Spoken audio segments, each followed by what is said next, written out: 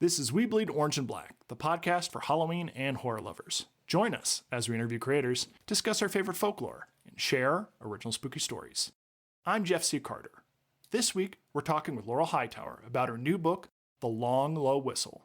Laurel Hightower is a bourbon-loving native of Lexington, Kentucky. She's the Bram Stoker-nominated author of Whispers in the Dark, Crossroads, Below, Every Woman Knows This, Silent Key, Spirit Coven, and The Day of the Door, as well as over a dozen short stories in print. Laurel, welcome to the show. Thank you so much. I'm glad to be here. I have an icebreaker question for you. Go for it. What's scarier, being trapped underground or snakes? Trapped underground. But I am not somebody who's particularly afraid of snakes. I've had them as pets, and I worked a part-time job in a pet store, and part of my job was dealing with the small animal rooms, which included the snakes. So I'm very, very chill with snakes. Have a healthy respect because my vision is crap. So even though I know the ways that you're supposed to be able to identify venomous snakes, I can't get close enough to tell. I mean, squinting from 20 feet off, like, Are those pupils slits, or are they vertical or not? Like, is that a saddle pattern or is it not? I can't really tell. I'm sorry, I'm already going to start with going off the rails, but go for it. We had a situation in which, like, and it was funny. My husband at the time, like, he's like, hey, either the cats barfed really weird in the basement or there's a snake down there. I'm like, obviously cat barf. And I got him like, well, I will be damned. That is a snake in the basement. And then he's like, well, I can't tell if it's alive or not. I'm like, it's not moving. It's got to be dead. And then it like lifts its head. I'm like, I'm going to stop answering questions. I am clearly wrong on all fronts here. It had crawled. There was like some little drain pipe or something. The poor little thing had like gone through. I felt really bad for it because it had to be like just a very upsetting situation for it altogether. But yeah, I'm not particularly afraid of snakes, and I'm not claustrophobic, but I do not want to be trapped underground. Yeah, I mean, I don't want to be trapped anywhere, I suppose. No. Nor am I afraid of snakes. But it's funny that you're like, oh, that snake must be dead because it's not moving. It's like, well, reptiles don't like to move, so. No, but I mean, I think I was just assuming. I was like, well, I had no idea how it had gotten in. So I assumed it must have been one of my cats had brought it in which case I was like, oh, it's got to be dead. Yeah. Because it was like laying real weird and stuff. Like, but I think it probably just was a little stunned from the fall. I also think it's funny that you're like, I'd love to get closer to snakes, but my vision's no good. So whereas other people just keep a wide berth from snakes. Yeah. Just a healthy respect. So one version of your bio mentions that you used to raid your parents' bookshelves as a child. So my question for you is, with the full buffet of books, what drew you to horror? Oh, gosh. I can't remember a time when it didn't call to me, when it wasn't what I most wanted to watch. And it wasn't like a forbidden thing either. My parents were very like, what the hell, watch what you want, read what you want. They didn't put really any parameters on that. So I could have watched, pretty much whatever I wanted it. And it wasn't like having to sneak anything. I do think that they questioned their choices when I started asking questions about like sex stuff. When I was like, hey, what does getting laid mean? And they're like, oh, we didn't think this through. You're 7.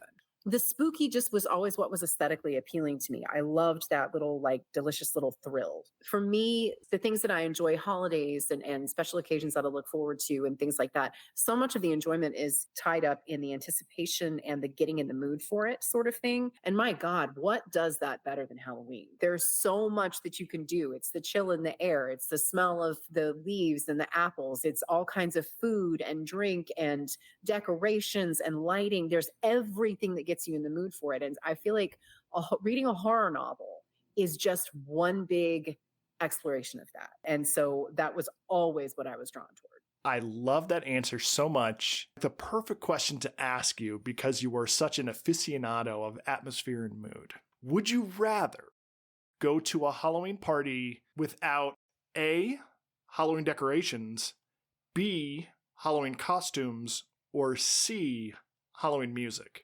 Oh my gosh. That is hard, but I think I'm going to go with decorations. I was originally going to say costumes because I feel, again, like the atmosphere of the party would be established with the music and the decor. and therefore, you're sort of bringing your own thing into it. But we actually did, back when I was younger, before I had a child, we had a group of friends, not that you ditch your friends when you have children, but you don't get to do anything anymore. So, and they would always throw a Halloween party every year, and they would do costume contests. And I feel like that ability to change up and wear something different and express yourself very individually is such a core component of the Halloween parties that I have enjoyed the most. So I would say that like it would be either decor or costumes, but I lean toward decor at this point, because also when you're coming in the costume, you become the decor. That's true. You are living decor, and the music fills the space. Yes. And enhances the vibe. It's sort of an audio decor. That's true. Yeah, I like that. All right. I'm going to desperately try to steer the train back onto the tracks, which is not something I think that can happen in real life, but this is a podcast, so buckle up. When did you go from loving and being seduced by these horror stories to crafting your own? Oh gosh, very early. I don't remember the first time I started writing stories, but it was very, very young. I grew up in a writing household, and so it was just sort of like we all learned to read very early. We came up with stories. My son has been doing it for years, already. He comes up with his own stories. Also, it's super fun because he claims to deeply dislike horror imagery, which I think he does. Like, I have to be careful about what I have around. But he will and he'll be like, "Mommy, I can't believe, wrote this book and all this stuff." And then he will tell me the most bloodthirsty, revolting body horror, extreme horror. I'm like, dude, you could go sweep the Splatterpunk Awards. Like, what the fuck? What are you talking? So they really do need like a youth division for these Splatterpunk Awards. They do, because he would just. And I know several other of my friends' kids who would do the same. They're just, man, they're amazing with that. But yeah, I do not remember the first time I started writing them. I know that I wrote about 100-page handwritten book when I was in 8th grade. So it just really was just sort of something I always did. It's kind of funny. One thing about growing up around writers is that you're like, this is a thing that people can do. You're not constrained about that whole, wow, you can't do this.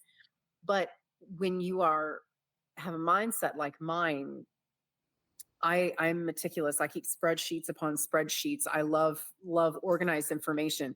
Now, physical environment is an absolute wreck and always will be, but as far as information goes, I love to organize it. And so I looked at all of that scenario and the uncertainty of paychecks and budgets and stuff. And I was like, absolutely not under any circumstances will I do this. I am going to go do something else. And I did. I'm a paralegal. But as I was finishing school, I was doing a lot of legal writing, which I did also enjoy because I'm a giant nerd. But I started wanting to write something for me, and I started wanting to have headspace to write the words in my head. And so I would say when I really started writing like horror that, was more of an adult format was in my mid to late 20s. And the form that takes appears to be novellas. You write a lot of novellas? I do, yes. Yeah. It was kind of an accident. My first published work was Whispers in the Dark, which was a novel, and it was quite long as they go. I think it was like 109,000 words when it was published, which, they're like, oh, you're going to say under 90,000, whatever. And I'd always thought in those terms because I had these sweeping stories and all this love, these characters falling in love and all these kinds of things, and I needed space for it. But at that time, I was not very organized in my thinking yet of like being able to look at something and say like, this is, going to follow this path and there's not going to be these branches, so I don't need as much space. But I do remember, because I've gone back and looked at the notes several times when I was first making notes for Crossroads, which was my sophomore effort. And I even said maybe works best as a novella because I knew that the idea was kind of simple. I was told by my agent at the time and my writing family that novellas don't sell, don't waste your time. And I was like, okay, well, that's cool. How about it? I wrote it. My agent wouldn't even look at it. And I was like, would you be cool if I just shopped it myself? He's like, I mean, yeah, go at it. Have at. And it just so happened. It was a perfect storm. I had met Samantha Kolyasnik, who is a marvelous writer in her own right. And she had just looked to start Off Limits Press. She opened to submissions and I kicked that to her. And she loved it. She wanted to use it to launch the press. So that's what we did. And it took off really beautifully in ways that I did not expect. And I remain sort of surprised and grateful for that, for the audience that it's continued to have, and to Sam for, for believing in it and launching it, because she was specifically looking for novellas, which again was very brave, I feel like. And so yeah, it was just one of those things that a novella to me is such a clear path to walk. Especially the longer I've done it, the more I'm able to look at something and say, like, it's likely gonna be XYZ length. And it's so much easier. I don't want to say dash it off, as though it usually happens very quickly. Crossroads, I think, took about 4.5 months to write. Below was like 3.5 weeks, but that's not normal at all. I don't know what happened there. And in fact, my publisher, Max, was like, were you on cocaine while you were writing this? You're like, while I was writing it? No.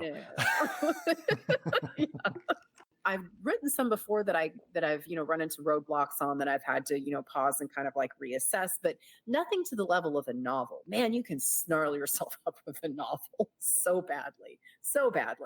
And in fact, the most recent novel that I have, The Day of the Door, started out as a novella, and then I expanded it during the editing process to where it became a short novel. And I think it works in that fashion. And maybe it's just that I've gotten to the point where I think in novella format, where the ideas that I come up with are like, I sort of have an idea of the emotional impact that I want to have. I'm like, do I want to entertain? Do I want to scare? Do I want to connect with people on a grief level, which I have a tendency to do. So I now, and it is funny, I read Stephen King's On Writing, and I love it. It was very helpful for me. It remains so, some of the best writing advice I've seen. But as we all know, and as King, I think, would also say, got your copy right there. Nice. Yours is much nicer than mine.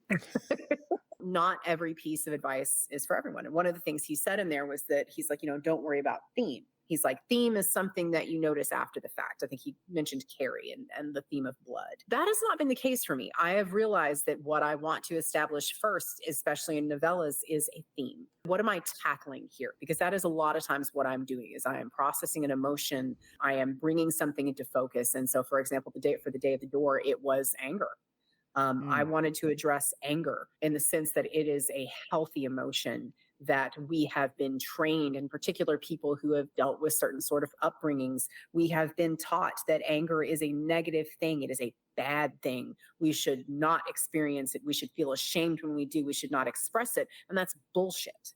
It is an evolutionary gift to us. Anger is what helps us protect ourselves. And what a lot of us classify as anger in a negative physical experience is in fact anxiety. That that sort of nervous upset feeling, that's anxiety. Anger, true anger, straightens our backs. It fills us with a certain amount of adrenaline. And is it pleasant? Do I want to be angry? Absolutely not. In particular, I have a child, and I think it's imperative on me to keep my temper, with him. I do not like the idea of an angry household. However, when you look at things like anger in the face of mistreatment, that's legitimate, that is real, and that is okay and valid. And it has more to do with how we express it and whether we make other people bear the brunt of that anger that's the issue. See, I've gotten on a whole fucking soapbox here, as you can see. But, this is why I write about these things. So again, for me, thematically is where I start. And with novellas, that is an easy way to do that. I can say, okay, this is the theme. How am I going to say it? And ultimately, when I do it, I don't want to beat anyone over the head with it. It's not a dissertation. It is this is how I feel. This is how my characters feel. Have you ever felt that way? Do you connect with it as a reader? Do you see yourself in this, or does it open your eyes to a certain explanation of it? So yeah, I don't know. I guess it makes me nerdy. I guess it makes me more of like the way that I'm looking at it. I do start with theme, and that's been very effective for me, particularly in the novella front. Do you think in some way that could relate to your paralegal training, in that you are making an argument, anger is good, and then here's a case for it, and I'm going to delineate and elucidate all the different permutations of this and show you to prove out this thesis that anger is a good and useful emotion?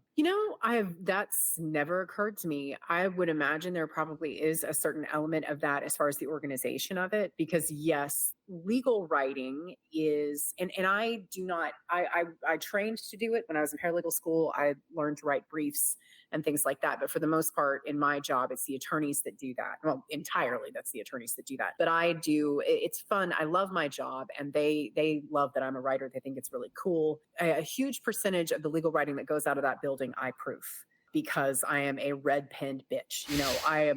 But legal writing is so much about being concise. It's about narrowing down, pointing to something, to sometimes you're dealing with word count caps, but also sometimes it's just like, how do we winnow this argument down to the point where there is no other conclusion than to agree with what we've said here? And I work with some of the most marvelous legal writers. They're so great at it. So yeah, it's possible that has something to do with it. Although I don't generally think in terms of, thematically when I'm writing for my fiction, I don't think in terms of how do I convince somebody of this. It's more along the lines of, to be honest, a lot of it is epiphanies or lessons that I have learned through. I have the most wonderful therapist that I have been going to for a number of years now, and she is brilliant, and she has ways of showing me things and telling me things that just like blow my mind and also like really connect me to things. And the other thing I love is that she knows I'm a big reader. And so sometimes we'll tackle a concept and she'll be like, you know what, I think it'd be helpful for you to read about this first. Here's this. And so she introduced me to the work of Pema Chodron, who is a Western Buddhist monk. And she has translated a lot of the teachings into formats that Western minds can understand a lot better. So her stuff really stuck out to me. And the anger thing was one of those, was like looking at that and being like, well, damn, even when you have parents who have the best of intentions, your reaction to a child having a tantrum is to make it stop. And even when it comes from a place of, I love my child, my goodness, they are in distress. How do I help them not be in distress anymore? Well, a lot of times we end up inadvertently sending the signal. And then, when they're happy and cheerful, we're interacting with them in a different fashion, in a way that seems a little bit more like we're praising it. Again, without intention. We are inadvertently sending the message that you are only lovable when you are experiencing positive emotions and exhibiting positive emotions. And that was something that I really had to sit with and think about and look at how it applied to my own life. And really a lot of what I write about sometimes is like, I had the best therapy session. I have reached this conclusion. I need to now share it with the world. I am going to go be the world's therapist and introduce this lesson, to a certain extent in a horror format. So that is, I was talking to an author who was doing some work on his house and he smashed his thumb with a hammer. Oh. And it turned into this hideous, grotesque deformity and like blood blister, and it looked like an eye under his thumb. And then he wrote an amazing horror story about it. And I said, horror is such a gift because like blues music, it allows you to take pain and then translate that into a piece of art. And I love that you are taking these processes from therapy and the things you're learning and then also paying that forward instead of just being like, okay, next session. Yeah. It goes nowhere.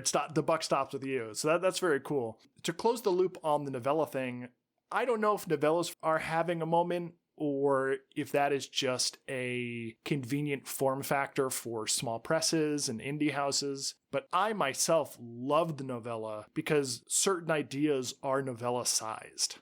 And you don't get bogged down with a novel where you're like, this novel probably could have trimmed some fat and been a novella. So I'm all here for it. I love a novella. Same. Speaking of novellas, you've got one out. It's called The Long Low Whistle. Would you grace us with some back of the book copy? Yeah. Do you want me to read the actual back cover copy, or do you want me to give a slightly less coherent, rambling? That is up to you. Do you want to appear coherent or not? I mean, why start now? Well, exactly. No one would recognize me.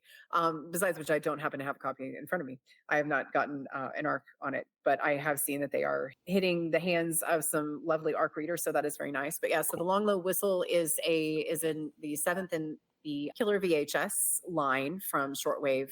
As is the deal with all of those, there is a video element in it. And so in mine, we are dealing with Trish. She lost her father in a mining accident 20 years before. The long, low whistle refers to the mine whistle that was just prevalent throughout the town that indicated the shift changes and things like that. And on the day of the accident, when a huge portion of the town's population was lost because so many people had, family in this mine, the whistle continued to sound for several days. So that's that reference. And then it comes back up further in it. And so basically Trish, 20 years later, her father was sort of unfairly blamed for what happened. And so she's still trying to figure out what happened. And she learns from a group of cryptid hunters who are in town that there was, in fact, a video taken of what happened that day. So she then becomes fixated on getting a copy of that and then exploring further and trying to figure out what happened and getting back in this mine and seeing what she can figure out. So it kind of just follows along with her and this group of cryptid hunters she falls in with. Excellent. If I was picking out a theme from some of your books, it might be family trauma and unresolved issues. Sometimes it's ghosts, sometimes it's grief, sometimes it's the voice of your ex-husband that just rattles around in your brain. But since you so lovingly described your emotional process, what was the main emotion you wanted to tackle with this book? I don't know if I could name a specific emotion other than like a sort of grief layered curiosity and like this need to know, because one of the things that I've noticed and I'm always interested when I'm watching movies and when I'm reading things, about like why they work, how are they working and what are the characters' motivations on this. And a lot of times you see the idea of the pursuit of knowledge as a punishable offense, particularly in horror. Someone has a seance because they want to talk to a loved one and they open a portal to a demon and everyone dies and everyone's like, well, that's what you get. And it's like, really? Is it though? We're humans. What the fuck? Like we like to figure things out. We like to know what's going on. You see something to explore, you're going to want to explore it. But the idea of sort of the forbidden video sort of thing, like it's interesting to me because at this age, I know that there are certain images I do not want in my head. And so I am careful as I can be in curating certain things in my social media feeds. There are things that I will not watch, but the idea of this video being there, like, and being like, do you want to see these last moments? Do you need to, or can you take a step back and say, actually, maybe not?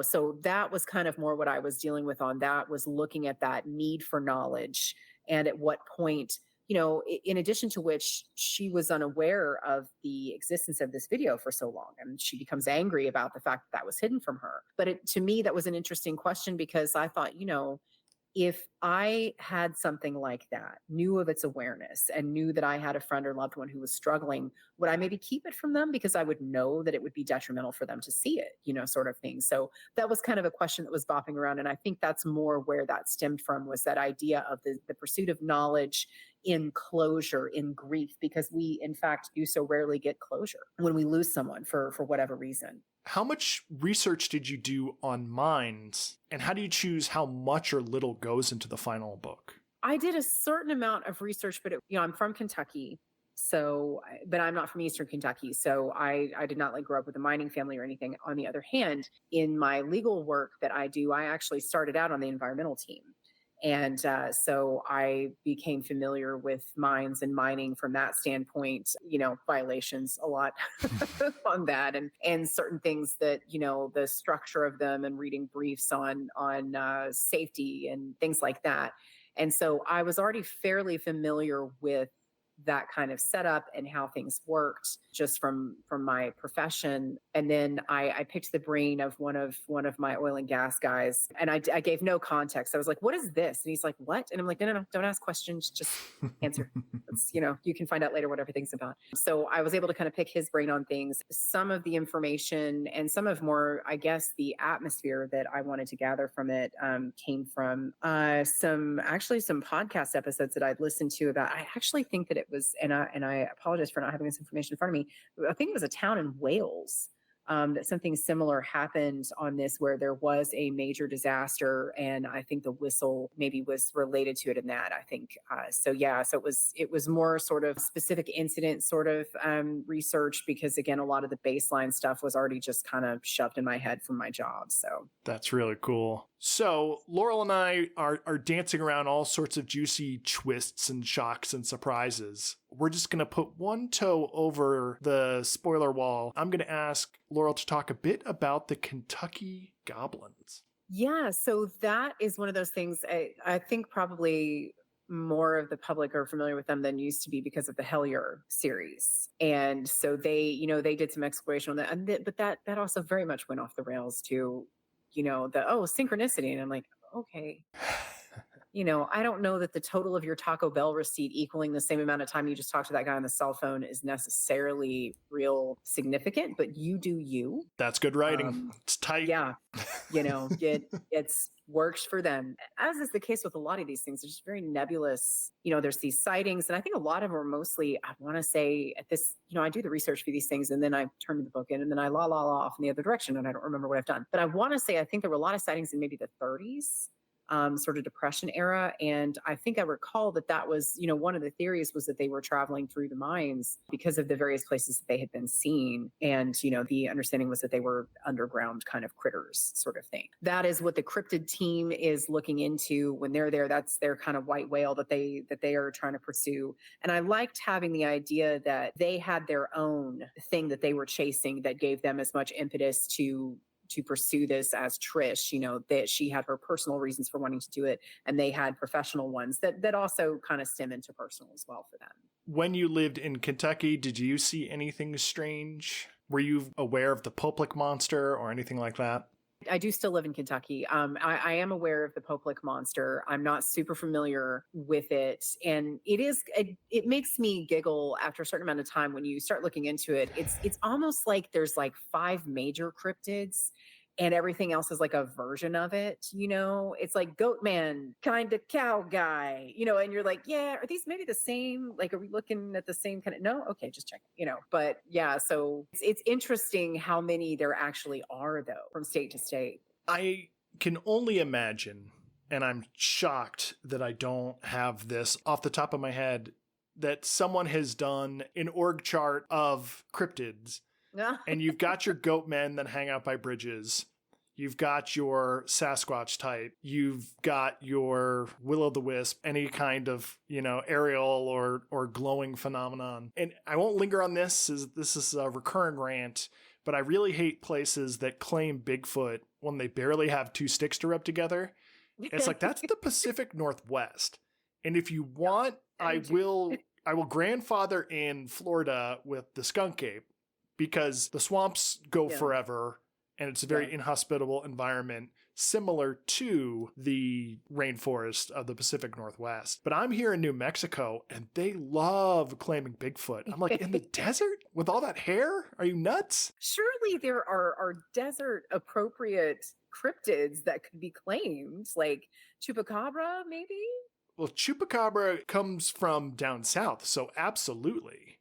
And that's, a reptile, and it's feeding off livestock, which you have agriculture out here. So I'm all for Chupacabra. That seems like that's like regionally appropriate. So before we get too monstery with it, can you tell us a bit about the cover art for The Long Low Whistle? Oh, yes. I absolutely love that. The cover artist is amazing. His name is Mark. It's absolutely gorgeous. I love the thematic way that he went with it. It's supposed to invoke the feeling of those VHSs that you would go walk along Blockbuster and be like, fuck yeah, that's the one, usually with the puffy, covers and stuff like that. So he did a great job encapsulating that, I feel like. And the kind of cave entrance that they're going towards, I don't think it's too much of a spoiler to say that Trish is searching for entrances to this mine, which has been sealed via mausoleums. And she's specifically searching in these private mausoleums on farms and privately owned land that might have a chance of connecting in through to that. So it's kind of given that forbidden, you're not supposed to go in here clearly. And it's got this big monster maw that I love. And you get a couple neat little hints of things with the little S, the little snake tail sort of thing. It's a great cover. It almost reminds me of an adventure game. Like an old NES adventure game. If I was walking through Blockbuster and I saw a video that gave me those vibes, I would absolutely pull it off the shelf. Oh, yeah. And it does have sort of Indiana Jones vibes. There's a lot of fast-paced, crazy, topsy-turvy things going on underground. But we are officially against the spoiler wall. So instead, let's shift over to Halloween mode. I want to ask, Laurel, what was Halloween like for you growing up? It was very typical 80s. It was, the masks that if you were lucky, you got a costume from the store that was like a crinkly plastic mask with a rubber band sort of thing that went around the back of your head that snapped all the time, and your mask like broke and your parents had to tape it. And so like, I remember one year I was My Little Pony and I had one of those little masks and like a smock that just said My Little Pony. I was like, yes, I have now indicated to you that I am a My Little Pony and give me candy. The Ben Cooper special. Yeah. Yes. It was just, that sort of thing. But mostly it was costumes that, my mom like made for us at home. I have a picture of one year of the three of us. My brother's a mummy. She's wrapped him up in, I think, gauze. And I'm a cat, which was indicated by my nose had been painted black and I had whiskers. And my sister was just wearing a yellow bright wig, and who knows what she was supposed to be. But in any case, so it was very like kind of fly by the seat of your pants kind of thing. I regularly kind of recount this, but it's, I just remember one year leaving the library with my mom and my brother and sister. And it was around the time the school started back. So it was like, dusk was coming and wind blew this sort of like, leaves across my path, and you could feel that. And I thought, oh, getting close to Halloween. Maybe when we get home, we can decorate for Halloween. And that was kind of when I had this epiphany, like, wait a sec, I have control of my environment. I can make this, an all the time thing. And so, we would decorate for Halloween. We had, the kind of standard, again, like 80s decorations. You had some sort of like window sticker sort of things. And, but we would always we would make corpses out of my dad's old clothes and like leaves. And we hung them from the trees. And I remember one year a neighbor came and complained to my mom about that we had hung dead bodies, or I think she thought we had hung a dead cat. And we were like, first of all, horrible. We love animals under no circumstances. Second of all, just go to the tree and look. That would have been sooner. That would have been quicker than you coming to the door and yelling at us like this bizarre. So we would always we would do whatever our, sort of tattered household decorations were. And then we would make our own. We always want to do a haunted house. So we would try to make one in our basement, and it was just a giant mess, but it was an absolute blast. And then we would go trick-or-treating and just be out all damn night. Did they not used to have time limits on? I remember being out for hours back at that age. So we would just trick-or-treat forever. And then come back in your traditional, candy check, because again, that was the age when I guess they thought that people cared enough about their kids to give them free drugs. I think there's a strange time dilation where your legs are shorter. And so if you were to walk the whole neighborhood, it would feel like you had been walking for miles. And if you're up past your bedtime, time stretches and it seems like you're out so much later just because it's a break from your routine. Oh, yeah, that could be. But it really does seem to my senses that we would go for hours and hours and hours, and people would keep their porch lights on. Yeah. They would be slinging candy as long as people were walking the streets. I don't know what the curfew was or what the lights out for that kind of thing was. It seemed like we never hit it. I know. It's like you would eventually your parents would be like, that's it. Or you'd have so much candy that you just dragging your bag or your bucket on the ground. We'll end with an easy one. What is the best and worst candy? Ooh, okay. Best candy, that's a clear favorite. Reese's Cups. Just across the board. That's no question. Yeah, Reese's Cups. The worst candy.